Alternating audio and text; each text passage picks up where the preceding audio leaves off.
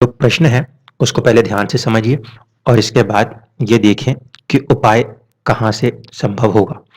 प्रश्न ये था कि सर मेरा लगन लॉर्ड मार्स है बट नीच विथ वक्री है, क्या रेड कोरल हेल्थ के लिए प्रोटेक्शन देगा, लगन को स्ट्रॉन्ग करेगा और फर्स्ट एंड सिक्स्थ हाउस से रिलेटेड है, सो रेड कोरल से हेल्थ ज़्यादा खराब हो जाएगी।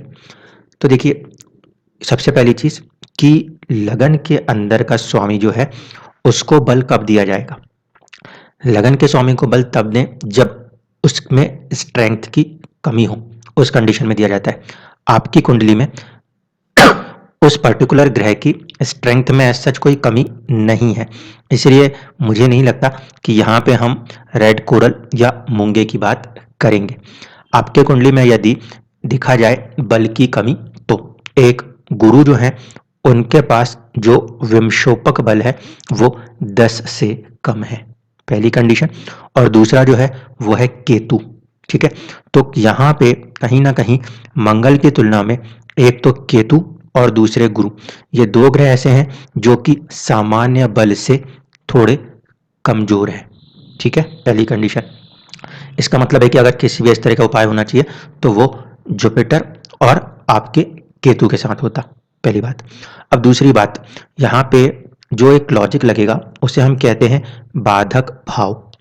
और अगर कोई ग्रह बाधक भाव में जाके बैठता हो तो फिर उस पर्टिकुलर भाव का स्वामी, जिसे हम कहते हैं बाधकेश या उसे हम कहते हैं विघ्नेश्वर, उसका प्रयोग करना पड़ता है ताकि चीजों को खोला जा सके। देखिए, इस कुंडली के अंदर क्योंकि आपका लगन एक स्थिर राशि का लगन है, 8 नंबर की राशि है, स्थिर राशि है, और कहीं ना कहीं स्थिर राशि में जो बाधक भाव होता है, अड़चने देने वाला भाव होता है, वो होता है आपका नवम भाव। तो इस कुंडली में आपके नवम भाव में मंगल का आना कहीं ना कहीं बाधक है, ठीक है। मंगल बाधक भाव में बैठा हुआ है, वहां पे नीच राशिस्थ है, फिर वक्री है, वो दोनों चीजें अपनी जगह ठीक है। अब सवाल ये उठता है कि क्या मंगल का उपाय करने से यहाँ पे कोई डायरेक्ट रिलीफ मिलेगा। तो मुझे लगता है कि यहाँ पे हम मंगल का डायरेक्ट उपाय नहीं करेंगे, हम उस ग्रह को नहीं छेड़ेंगे, क्योंकि जितना हम इसको यहाँ पे कुछ करने की कोशिश करेंगे ये अपने छठे भाव पे भी प्रभाव करेगा और फर्स्ट हाउस पे भी करेगा। अब आपका जो दूसरा कंसिडरेशन क्वेश्चन है कि उपाय क्या होंगे, उसके लिए पहले देखते हैं। सबसे पहली चीज तो ये कि आपकी हेल्थ, ठीक है, और आपकी बीमारी, आपकी हेल्थ फर्स्ट हाउस लॉर्ड और आपकी बीमारी, ये दो चीजें आपके लिए बाधक का काम करेंगी भाग्य से। दूसरा, इन दोनों का सॉल्यूशन निकालना है तो आपको चंद्रमा के ऊपर काम करना पड़ेगा, ठीक है। मन के ऊपर भी काम होगा, मानसिकता के ऊपर भी काम होगा, क्योंकि चंद्रमा अगर जितना ज्यादा मजबूत होता जाएगा, ठीक है, वही उसी के पास पोटेंशियल है कहीं ना कहीं आपको बाहर लेकर आने का। मैं अभी भी यहाँ पे स्टोन की बात नहीं कहूंगा, यहाँ पे चंद्रमा के लिए आप चंद्रमा के मंत्र का प्रयोग करें, वो ज्यादा बेहतर होगा, ठीक है। दूसरी चीज, आपका जो कंसिडरेशन है कि आपकी जो ये लगन है, लगन को बल देना है, यहाँ पे 8 नंबर की राशि लिखी हुई है, यहाँ पे आप इस राशि को बल देने का प्रयास करें बजाय कि आप किसी ग्रह को बल दें, ठीक है। क्योंकि वहां पे जो भाव है वो भाव कहीं ना कहीं अपनी स्ट्रेंथ में थोड़ा सा वीक है। जब भाव बल को देखेंगे तो भाव बल 7 से कम है, ऐसे स्थिति में फर्स्ट हाउस को तो मजबूत करेंगे, लेकिन फर्स्ट हाउस को मजबूत करने के लिए यहाँ पे हम ग्रह का प्रयोग नहीं करेंगे, यहाँ पे हम राशि का ही प्रयोग करेंगे। उस राशि को बल प्रदान करें जिससे कि आपको जो आपका स्वास्थ्य है वो मेंटेन हो जाए। यहाँ पे आपका जो अष्टक वर्ग बनता है, अष्टक वर्ग के अंदर कहीं ना कहीं लगन में भी और आपके छठे भाव में भी दोनों में सेम नंबर ऑफ पॉइंट्स मौजूद थे, ठीक है। इस वजह से आपके साथ ये दोनों चीजें मेंटेन रहेंगी, यानी कि जितना आपका हेल्थ है 31 पॉइंट लेके चल रहा है, उतना ही 31 पॉइंट्स आपके 6th हाउस में भी है। ऐसे स्थिति में हम अगर लगन को मजबूत करना चाहते हैं, ठीक है, तो पहले भाव को मजबूत करेंगे। फर्स्ट हाउस जो है, हाउस में स्ट्रेंथ की कमी है, प्लेनेट में स्ट्रेंथ प्रॉपर है। आपका 5th हाउस जो है वो स्ट्रांग है, 5th हाउस स्ट्रांग है, इसीलिए आप हील आउट कर जाओगे, इसमें इतना परेशान होने की जरूरत नहीं है। जहां तक इंपॉर्टेंट कंसिडरेशंस दिखाई देती हैं उसको समझ लीजिए। छठे भाव में आपके 1 नंबर की राशि है जो कि कालपुरुष की कुंडली में आपके मस्तिष्क को दिखाती है और उसके स्वामी जो हैं वो बाधक भी हो रहे हैं और नीच राशिस्थ भी हो रहे हैं, वक्री भी हो रहे हैं। ऐसे स्थिति में सिर की चोट से और थोड़ा सा किसी भी तरीके से मस्तिष्क से होने वाले बीमारियों के प्रति सजग रहने की जरूरत रहेगी। ठीक है, पहली चीज।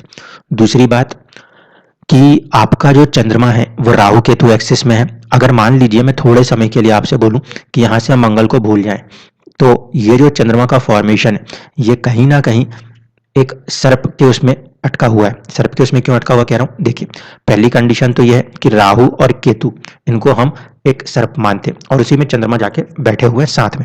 ऐसे स्थिति में चंद्रमा आपके भाग्य के भी स्वामी बनते हैं। ठीक है, तो कहीं ना कहीं ये इसके साथ कनेक्टेड है। जैसे कि कुछ जगहों पे आप पढ़ोगे काल सर्प योग।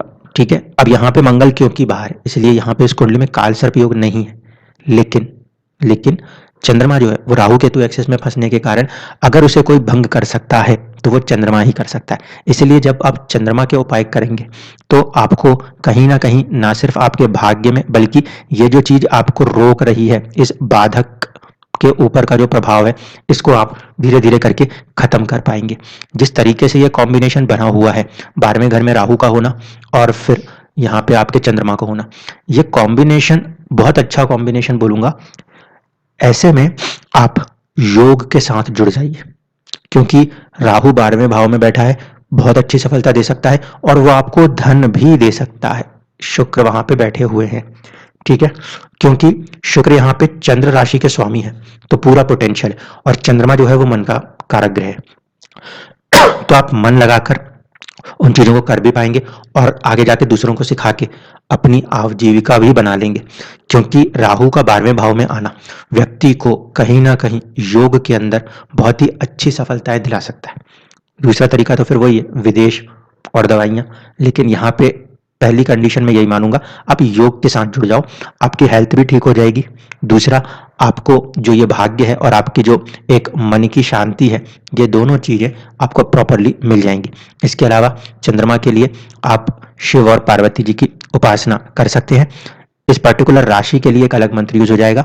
गुरु को भी आप थोड़ा सा बल प्रदान करें क्योंकि कुंडली में गुरु और केतु इन दोनों को थोड़ा सा पोटेंशियल स्ट्रेंथ की जरूरत पड़ेगी विमशोपक बल में कमी होने के कारण। एक कुंडली और ले लेते हैं जिसमें कि बाधक ग्रह को लेकर ही चर्चा होनी थी, उनका भी यही प्रश्न था। उसमें देख लेते हैं कि स्थितियां क्या हैं। अगर कुंडली को देखा जाए तो बाधक ग्रह का जो प्रभाव होता है उसे कैसे लिया जाता है इसको समझिएगा। इस कुंडली में भी हमें बाधक ग्रह का प्रभाव लेना है। यहाँ पे हम देखें तो ये एक चर राशि है। चर राशि जब बनती है, मूवेबल साइन बनता है, तो बाधक भाव जो होता है वो होता है आपका 11th हाउस। 11th हाउस में यदि कोई ग्रह बैठ गया तब जाके वो बाधक भाव एक्टिव हो गया। तो यहाँ पे गुरु का यहाँ पे बैठ जाना इस भाव को एक्टिव कर रहा है, बाधक भाव को। अब गुरु जो है वो भाग्य से भी आए हैं और 12वें घर से भी आए। ऐसे स्थिति में अगर हम बात करें तो आपका भाग्य जो है वो बाधा डालेगा किस चीज में, एक तो आपके पर्सनालिटी के डेवलपमेंट में, क्योंकि ये अगर बाधक है तो किसके रिस्पेक्ट में, इस हाउस के रिस्पेक्ट में बाधक है। ठीक है, तो ये पर्सनालिटी के डेवलपमेंट में या हेल्थ के डेवलपमेंट में कहीं ना कहीं आपको बाधा देगा। पिछली वाली कुंडली में हमने देखा था तो फर्स्ट हाउस के जो लॉर्ड हो रहे थे, एक केतु छठे में गए थे और दूसरे नीच राशि हो गए थे, तो स्वास्थ्य से प्रभाव हो रहा था। यहाँ पे क्योंकि फर्स्ट हाउस के लॉर्ड तो उच्च के हैं इसलिए हेल्थ से नहीं होकर यहाँ जो प्रभाव हो रहा है वो किस तरीके से हो रहा है, स्टेटस के अंदर हो रहा है। अब इसको सॉल्व कौन कर सकते हैं, तो इसको सॉल्व कर सकते हैं आपके शनिदेव। क्योंकि जब कोई ग्रह बाधक भाव में जाएगा तो उसके फलों को देना या नहीं देना ये किसके ऊपर निर्भर होता है, उस भाव उस राशि के स्वामी पे निर्भर करता है। ऐसे स्थिति में यहाँ पे आपको शनि और राहु को साथ में लेकर चलते हुए इन्हें ओपन करना पड़ेगा। इसी लॉजिक को, बाधक भाव के इसी लॉजिक को आप बाकी जगहों पर भी प्रयोग कर सकते हैं। कैसे, इसी कुंडली में देखिए, अगर आप अपने 10वें घर को बनाना चाहते हो तो वहां से बाधक या बाधकेश को जब लगाओगे तो कैसे लगेगा। ये 10 नंबर की राशि जो है ये चर राशि होगी। चर राशि होगी तो फिर से यहाँ पे आप मानेंगे बाधक या बाधकेश कौन बनेगा, 11th हाउस।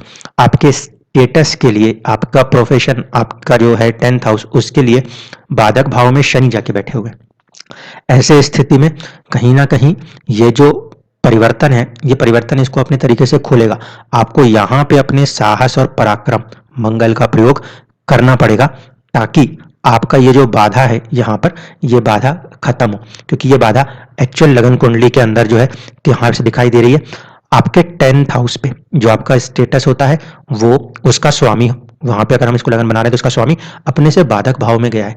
ऐसे स्थिति में आपको इस मंगल का प्रयोग करके शनि को भी खोलना पड़ेगा और शनि का प्रयोग करके आपको अपनी किस्मत को खोलना पड़ेगा।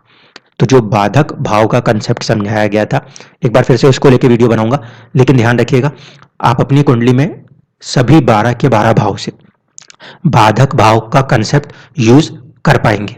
धन्यवाद।